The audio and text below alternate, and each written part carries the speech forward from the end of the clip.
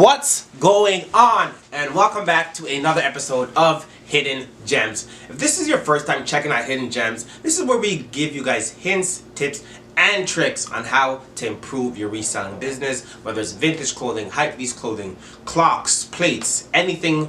All this information will be able to be relatable for you. My name is John Francis and I am the co-owner of the Clarendon Trading Company. We source, distribute, market vintage clothing globally. Alright? So today's topic, I think it's really cool. A lot of times in the reselling community, people only focus on the online world because of course e-commerce has become so big. So if you're not online, hurry up and get online.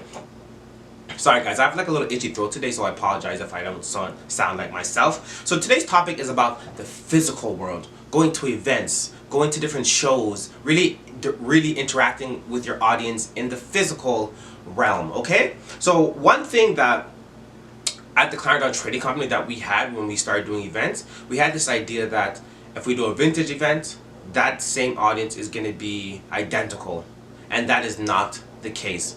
Some audiences like a certain type of clothing, some audiences like a certain type of styles. So you have to really understand what products you will bring to those things. And what's most important is understanding who's going to be there. Once you're able to understand your market or your demographic for that particular vintage show or hypebeast show or sneaker show, you have a better understanding of one, the age demographic, so you know what type of styles, what type of products you could bring.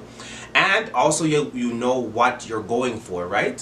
One thing that people forget is that when you're doing a show, it's not always just to get sales, but sometimes it's to network. Sometimes it's to just bring traffic back to your website so you can actually meet people in the physical realm. Or sometimes it's just to introduce a new product that you will necessarily have. So having an understanding of, first off, who's going to be there for that demographic is extremely important. Then understanding that, hey, what can we do to make this event as fruitful as possible? That's always important.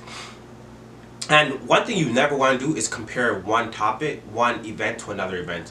So if you did a vintage clothes this year and then you want to do it next year, that demographic might totally be different. So you need to understand, has the market changed? Has the audience changed? What is your audience looking for?